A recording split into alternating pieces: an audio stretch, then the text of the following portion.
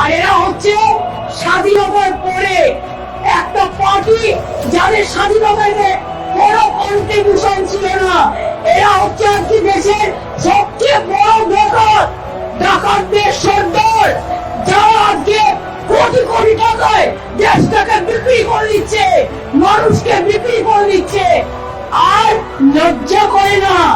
এরা সাম্প্রদায়িকতা সুশ্রুতি দেয়, এরা মানুষে মানুষে ভাগাভাগি করে।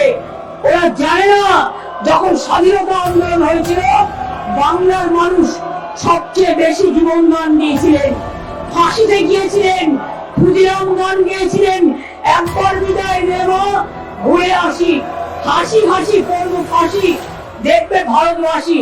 আর সেদিন এই বিজেপির যারা লেজুর তারা ইংরেজদের কাছে দাসখত দিয়ে জেল থেকে বেরিয়ে এসেছিলেন।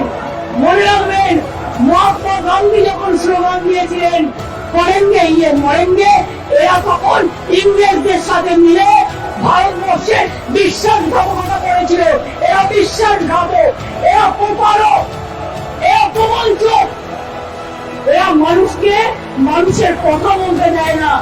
এটা বাংলা, সব জায়গায় মুখ বন্ধ করে দিতে পারেন, বাংলায় পারবেন না। যারা আজকে নির্বাচিত হয়েছেন আগামী দিন বিজেপির কেউ নির্বাচিত হবেন না, কোনো মা ভাই বোনেরা।